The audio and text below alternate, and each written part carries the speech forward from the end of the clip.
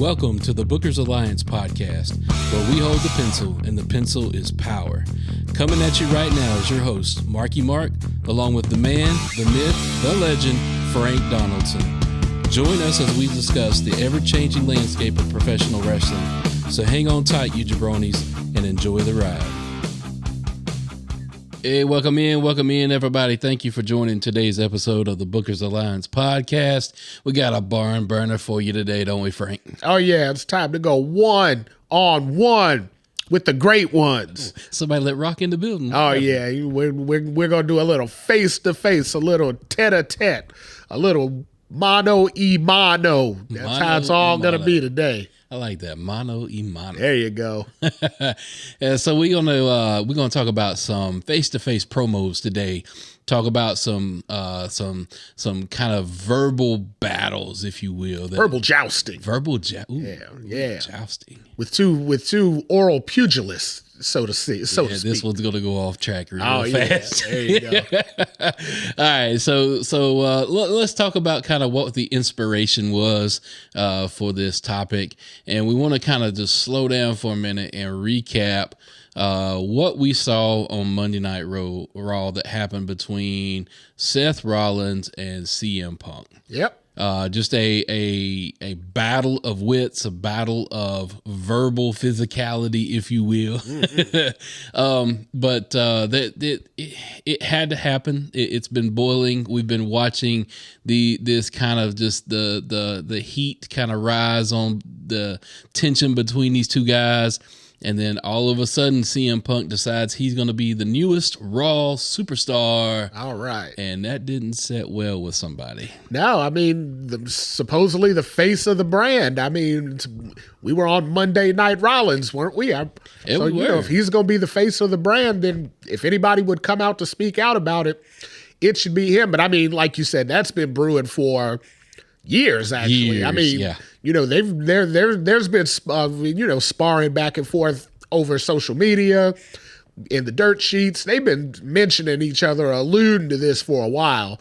So to actually get both men face to face, let them stare each other down, get that good, get that money shot that WWE loves so much. Get that going, and then let those guys just let them loose on there. Don't produce it. Yep. You don't have to tell them what to say or what to do. You just let them go out there and say what they feel. Yep.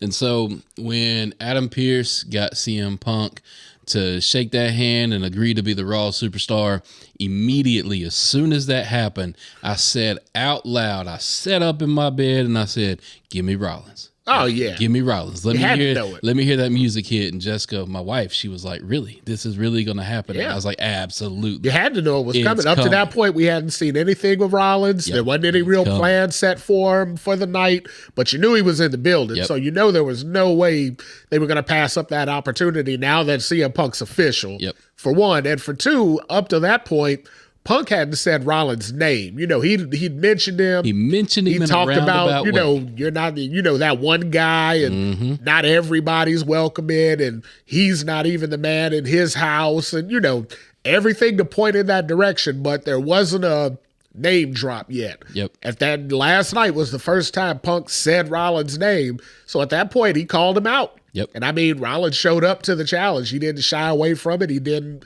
they didn't mince anything. They booked it just how it was supposed to be. You mention my name, you put my name in your mouth, I'm coming out to see you. I'll slap you right across the face if I have to. Hey, KO said it best. You say somebody's name around here so many times, they gonna show up. Absolutely. I mean, hey, they said that, they alluded to that before Punk even showed up. So now Punk fell right into the same trap, started name dropping. He name dropped on SmackDown last Friday.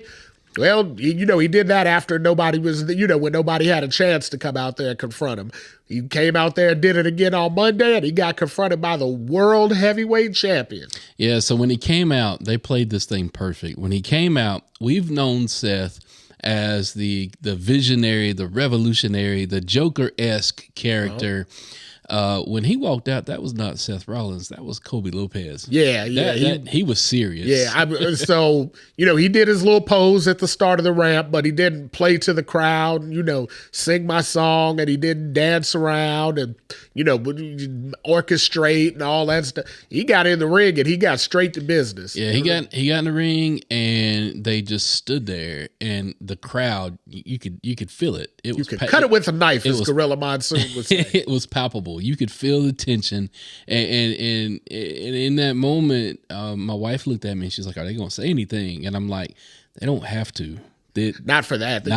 You got to let it set in. You knew it was coming. You knew how it was just going to just erupt into just anger, and you could feel it. You could see it coming. Yeah. And then all of a sudden, Seth just let go. Like, look, dude, this ain't your effing home. This is my home. Well, you tried to tear this place down for 10 years. You tore everybody down in the back. How do you call this home? Yeah, that's what he said. But, as he was saying that, I was kind of thinking to myself, as Seth, Seth saying that where Seth's on his high horse, but Seth hadn't always been completely happy and thrilled with the direction of the company. And it was just a couple of years ago where Seth was complaining, Roman's the champ, and I'm looked at as a second fiddle, and blah blah blah.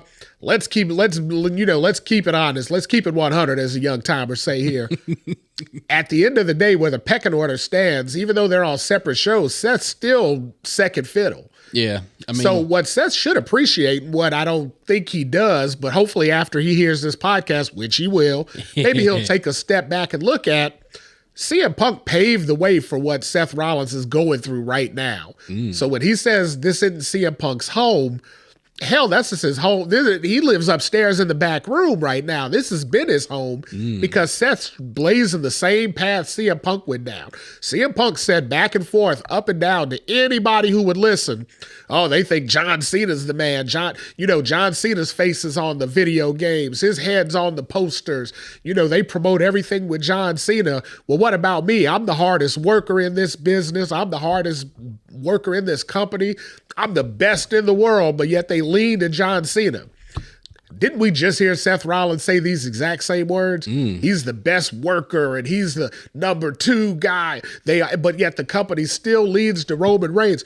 CM Punk is not in his home. Hell, CM Punk and Seth Rollins are roommates, for Christ's sake. I mean, they're living in the same room. They're damn near using the same toilet at the night. And at the end of the day, they are. CM Punk is what Seth Rollins will achieve to be. At the end of the day, Roman ain't going nowhere no time soon. Cena didn't go nowhere when Punk was running. Seth Rollins, if you're looking at what your career is going to end up like, take a look at CM Punk. It's going to look pretty damn similar throughout the longevity of your career, as long as Roman's sitting there at the top of the heap. Now you want to talk about a rant? Everybody that's been putting in their comments and all that, take that one to heart. Look, take a few seconds and think about what I just said right there. That stung just. Yeah. You know why it stung? Because it was true. Oh, it rung them bells in them ears. Yep. Light bulbs just turned on in everybody's head. They said, "Well, damn, I hadn't put that together yet." Oh well, that's what you listen to the Bookers Alliance podcast for. We bring this stuff too. You get elevated. You get knowledge. You ain't getting this on Sirius XM. No, you ain't getting this on iHeartRadio. Yeah, and if you are, you having to pay. And you ain't getting these perspectives on ad-free shows. That's right. Ain't nobody else bringing this way of thinking, because everybody likes to toe the company line and draw within the line. We don't draw within the lines here. No. That's why the pencil's in our hands, because we draw. You know what? When everybody else is drawing in the lines, we change the lines. Talk about a promo. How about that? Talk about a promo. There's your promo right there. If I was standing in the ring with them two guys, I would have cut that promo, and you would have saw both of them scurry out of the ring and leave me to stand with my music playing at the end of the night. Wow. Yeah, it was scorching. We told you it was going to be a scorching. Fanny mode. Told you we was going one-on-one, head-to-head, mano. That's what I bring when I do that. Because that's what I do. That's what I do. All right, so there was a point though in the promo between Seth and Punk where Seth slipped back into the character of the Visionary. He slipped back into that Joker-esque character, if you will, and then all of a sudden Punk motioned to get the mic back. Yep. Punk stepped up to the plate and he looked him dead in his eye and he said, "That's your one chance to disrespect me." Yep. And as soon as he said that, I was like, play ball. Let's go. Yep. Here we go. This is going to get That's good. when it got real again. If you notice, all of a sudden, Seth came back out of character and he got real serious again. Yep. Because he realized, hey, wait a minute. As far as on the mic, this guy could definitely stand toe-to-toe with me. This guy might be able to shred me. Yep. I better get back on my game out here. I don't want to get caught slipping. Yep. He didn't have his redheaded best friend out there to feed him lines and all that. So, I mean, at that point, he stood on his own. So he's like, I better hold up here. Yeah, so if anything, that promo, when it all wrapped up and Punk left Seth in the ring, kind of gives you an indication of where he may be going. Of course, I love the way that Triple H is booking things these days. It's a long-term stories. You don't know where it's going to go. You don't know where the swerve's going to be. You know where it's going to go. You know where this story is going to culminate. Oh, here we go. Oh, yeah. Gentlemen, here Somebody's we go. got to finish their story this year. WrestleMania. Yep. Cody Rhodes. I know. I told you yesterday where Cody's story. Cody's story is going to end up somewhere over on the south end of Japan. Oh, no. Cody's going to have the best match in the Tokyo Dome this year for WrestleMania. He ain't going to be sitting at the top of the mountain, unfortunately. So as Punk walks out of the ring and he leaves Seth there, we kind of know where this is heading. We kind of see there's going to be a match between Punk and Rollins sooner or later, whether it's Rumble, Mania, Raw, SmackDown, hell, Backyards, who knows where it's going to wind up. But obviously this is going to come to a head. What I'm loving about this, just like Bully says on Busted Open all the time, I like my wrestling with some realism. Oh yeah, them dudes really don't like it. Yeah, they really don't. That's what's making it interesting because But so here's the thing, right? People in AEW didn't like CM Punk. Somehow or another, they couldn't figure out a way to make it work to make a lot of money. And now, under the umbrella of WWE, where everybody said, "Oh, Punk's a problem. Punk's this. Punk's that." Punk stood right out there with a guy he knows don't like him and did business, and they're about to make a lot of money. A lot of money, because look, Peacock, you got my money already. So I'm gonna obviously get my PLE. Oh yeah, it doesn't matter if I had Peacock already or not. If they wanted to charge me $99 for a PLE where Punk and Seth are getting ready to go at it, I'm gonna put down my $99. Absolutely, yeah. If they load that up for WrestleMania, even with Peacock, if they said, we're taking that particular event from the pay system, you got to get it independently. So be it. Oh yeah, I gotta see that. I gotta see what the payoff is. Because it's been going so long. Yeah, and there's so much intrigue behind it. First, are they both going to be able to stay professional? Are they both going to be able to do business? Is Punk going to blow up and take his ball and go home? Exactly. Like Seth will there be out? some kind of backstage fight or something? What could possibly happen now? Is Seth going to turn into Punk like you're calling? So I think we'll see that down the road probably after Seth drops that belt to Punk. But yeah, I kind of see that happening. Yeah. That's coming. Oh yeah. But so the thing is, they always say, well, it's easy to be happy-go-lucky and it's easy to be, everything the company wants you to be when you're on top. What are you on the backside though? So that's where we'll really get the proof of what Seth is on the backside, because he don't like Punk. Punk don't like him. He don't respect Punk. All being said, he's probably going to have to put Punk over. Yeah. He's probably going to have to continue to put Punk over, probably throughout the whole summer. Yeah. Which means, on the back end of it now, about a year from now, then next year when we're, in episode 125 or whatever it'll be, at that point, we'll probably be having a conversation about, well, Seth's talking about he wants out, blah, blah, blah. Or will we be having a conversation where it's like, man, Seth really played ball. He really got Punk up where he needed to be and played that supporting role. Yeah, it also could be an opportunity if the legit injury to his back, if that is true, it could be an opportunity for him to kind of fade into the background, get surgery, do what he needs to do to kind of come back healthier and stronger in the ring. But, talking about about two guys that really didn't like each other, there's another certain face-to-face promo that happened. Ooh, a few of them. With two guys that really didn't like each other. So we want to talk about Rock Cena. Ooh, man. So that one got ugly, and it came out of nowhere. Yeah. And it got ugly fast. Yeah, like, they had, this was way before, at podcasts and things like that. So there wasn't so much conversation about the little digs they kind of took at each other. But, I remember somewhere along the way in some interview, John Cena was asked about The Rock. And he said, I just don't buy into that guy. He says he loves the business, but he doesn't, he never comes back. He doesn't give back. It's just kind of a crock. And, and that was just it was left that way. Then later on that year, Rocky had the chance to induct his dad, Rocky Johnson, into the Hall of Fame.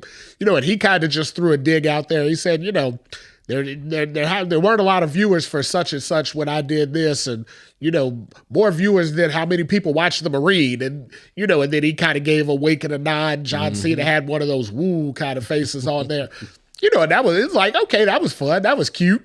That's kind of where everybody thought it was going to lay. And, they took just those little two nuggets, the smallest two nuggets, and parlayed that into a 3-year storyline, that culminated at a WrestleMania.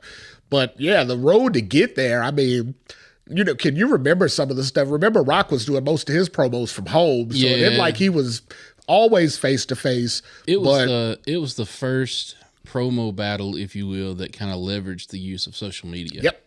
And that was just kind of the infancy of how Twitter or Twix or X or Rocket Ship, whatever Elon wants to call it these days. But it kind of used that as a platform in its infancy to kind of start that feud.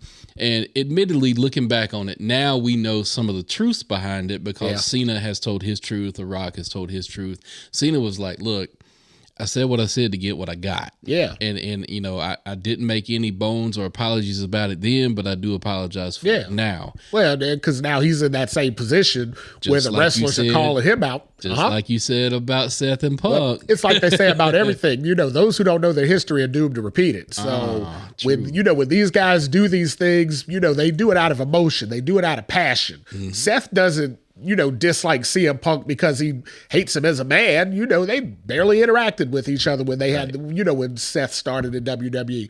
But Seth hates what CM Punk embodies. Right. And that comes from inside because he knows he loves wrestling. He knows he loves this company.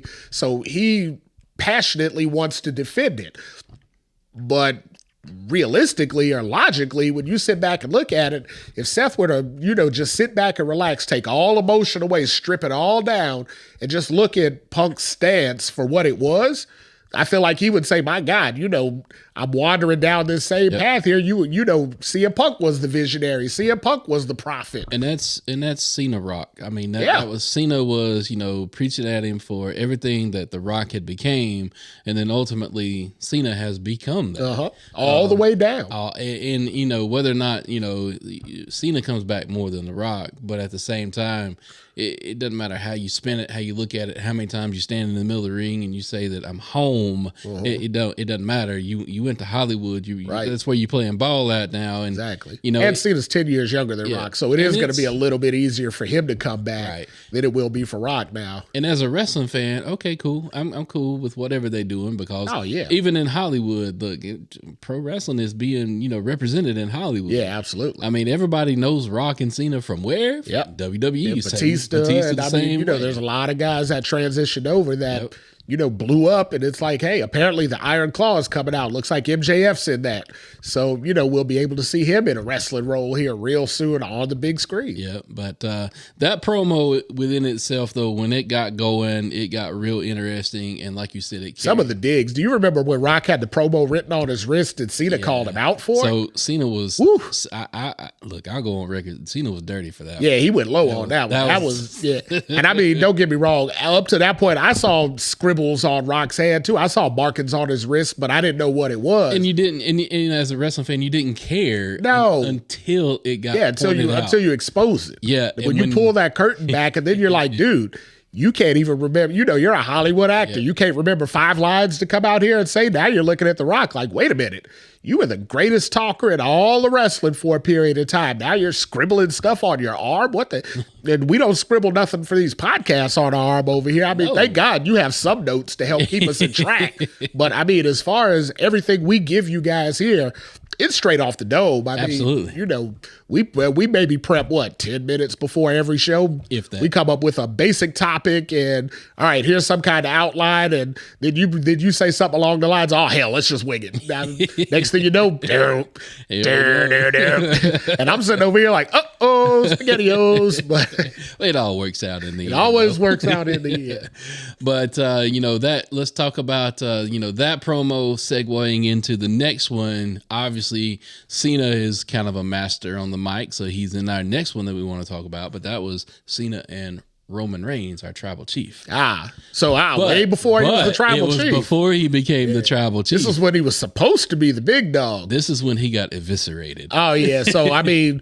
So Cena's got a thing about doing this to Samoan champions. He doesn't have a problem with that because no, he don't. He did the exact same thing he did to Rock. He did to Roman. Yeah, because he literally told Roman. He said Roman started stumbling and he froze up in a line. And I mean Cena immediately. I mean he's as witty as can be. He jumped right into it and said, "It's a promo, boy. You're gonna have to learn how to do it if you're gonna be the top guy." Damn, Roman even had to laugh when he said that. I mean Roman. You could say when Roman. When he came out of it and started talking, you could see he just wanted to go over there and kill that man. Yeah. But in that very moment, I mean, even he had to chuckle a little bit like, damn, he got me right there. And Cena turned that switch on and he didn't look back in that promo. I mean, it was just, It was guns blazing. He just went for the jugular and Roman had to ride with it. I mean, there was, because he didn't have him come back. Yeah, in that moment, he couldn't do anything. But if there was a promo or face off or truth telling, whatever you want to call it, that happened in the middle of the ring, live TV in front of us fans, if anything that was done and it actually pushed and propelled the guy forward, that one did. That was the moment he became the tribal chief. I don't know if you remember, but at that point, after Roman started laughing, John went in to go say, he said that about the promo thing, then he froze. Well, then John went to say something else, and all Roman said was, "Shut your mouth, John," but you could hear the bass in his voice. Where at that point, he was like, I ain't cutting this promo no more. Forget what they scripted me to say. And then, he said, "Shut your mouth, John." Then he said something, and he said, "Oh, now we're talking, John. Now we're talking." And Cena kind of backed up a little bit, just let him do his thing, because at that moment, Roman found his voice. Literally found his voice and realized, I can't follow this script and be the man. It's not going to happen. At some point, I got to put me into it. And the minute he put me into it, we got the tribal chief. You ever had an old gas hot water heater? You ever had one? Yeah. Them gas hot water heaters don't work unless that pilot light. Yeah, you got to light the pilot light. That's what John Cena did. That's what he did. He lit that pilot light, and Roman has just been to the moon ever since. So when Cena came back, Cena's come back twice and promoed against Roman Reigns, and Roman handled him in both of those promos. Not because Cena let him handle it, it's just because it happened. But none of that wouldn't have happened had not that particular promo happened where Roman got exposed. Roman got exposed, and he had to rally himself and speak back, or he was going to lose his spot. That was a make or break moment for Roman Reigns right there. Had Roman not be able to come back with anything, had he just froze up and let John just keep going and going and going, Cena would have buried him as far as AJ Styles got buried against The Undertaker. I think John looked at that as maybe doing a service to the fans. Because Roman had been pushed and pushed and pushed and pushed and pushed. And it wasn't working. And it wasn't working. And as fans, we weren't buying it. We kept rejecting it. It didn't matter what it was. Could have been the coolest story in the world, but he was still... Yeah, as long as Roman was involved with it, we didn't want it. He was still Roman the big dog. Roman beat The Undertaker at WrestleMania. It's only ever been done twice. Roman did it, and everybody crapped on him the next night. And they continued to crap on him for the rest of that next year. It wasn't until that moment when he changed, when he realized, letting somebody else run my career in wrestling ain't gonna do it. I need to figure out how to put a lot of me in this. When he realized that, everything changed. So, Cena, we want to tell you thank you. Thank you for building the character of the Tribal Chief. We appreciate Or possibly trying your best to bury him like so many other young wrestlers had come up to at that point. Just luckily for all of us, it didn't work. It didn't work. Whichever way you want to look at that one. All right, so let's switch organizations. Let's talk about a confrontation, a face-to-face promo that happened in AEW. We want to talk about CM Punk again, but this time it was against MJF. Oh, yeah. So how long did we wait for that before that? I mean, we didn't have to wait very long. Didn't have to wait long. We were anxious. Everybody knew. Everybody knew. Of course, the best talker in AEW is, of course, MJF. By far. He is gold on the mic. He is a young... I don't want to call him a young Ric Flair because he's so much more than that. Yeah, well, he's able to take a lot of different things and mold them. He's taken some Flair. He's taken Roddy some Piper. At this point, some of the face stuff that he's doing, he's even taking some Hogan-esque type. I mean, and let's be completely honest. He took all his Jew comments from Paul Heyman. He stole every one of those. Anytime he says something about his nationality, he steals straight from Paul Heyman. So, but we all knew that it was coming. We knew that as soon as Punk entered into the world of AEW, we were going to get some type of confrontation with MJF and him. But when it happened, good God. Oh, yeah. It was magic. I think that was AEW's highest rated television show to date at this point. Absolutely. I think they got the most views. I guarantee they did on social media. I guarantee they got the most views for rewatching that promo. Because, I mean, when them two guys started going at each other, I mean, you knew, first of all, Tony Khan wasn't going to do anything to stop it. No. There was no parameters he could put up because those guys will say, yeah, okay, whatever, and wander off and do their own thing. Right. So we know there wasn't going to be that. So it was basically going to be hey, we're going to go out there and say whatever the hell we want to say. Let's see who can get over first. Now, you would hope Punk being the elder statesman, the old guy, the veteran runner, that he would try and help bring MJF up, in that. And then, but a young guy like MJF, you would hope he wouldn't try and take advantage of that and, kind of go over the edge with it.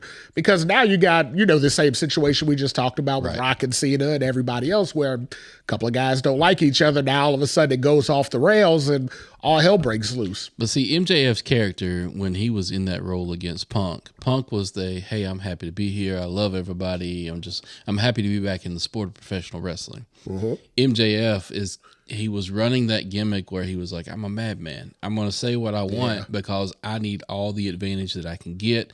It's about me, me, me, me, me. I don't give a damn about anybody else. I mean, that's MJF. That's what's missing from MJF right now. Yeah, because they're trying to lead into this whole let's be a good guy thing. And I mean, that's not MJF. Some people just aren't. I mean, some people, like they always say about Ricky the Dragon Steamboat, if you ever try to make him a bad guy, hell, you might as well close your doors of the business because you have no idea what you're doing in the world of wrestling.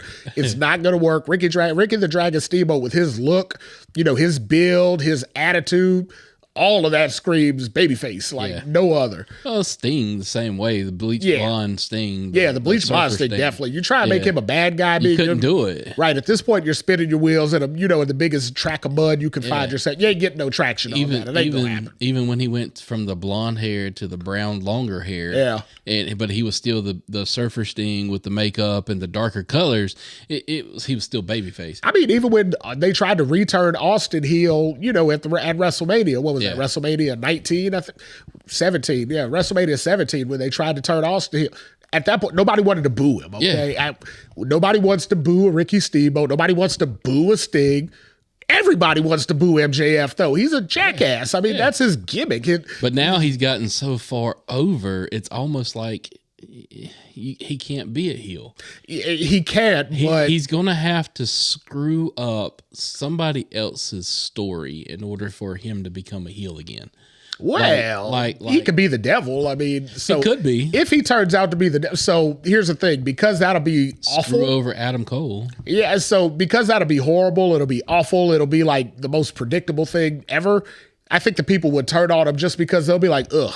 But it won't be great heel heat like, oh my God, I can't wait to see how this story transpires. It's going to be, this is dumb. This is horrible. I hate this. I'm going to turn the channel.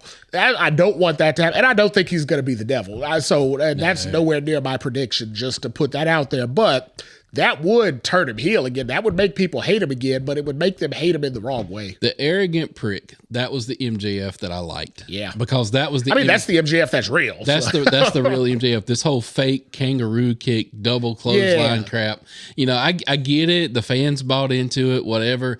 That's not my cup of tea for what MJF. But well, we're older. But that promo that he had with Punk, though, that was the MJF that was running during that time. Yep. And talk about I don't even want to call it a mirror reflection. But it was a similarity between the two sides of the same coin. Right. And because Punk was the pipe bomb and so was MJF. Yep. So the difference, though, that was when MJF was on his ascent, right? Yeah. That's when he was climbing the ranks to try and be the guy. That was before he supposedly renewed his contract. Yeah. So, but he was trying to become the guy. He was scratching and clawing. He wanted to be the man.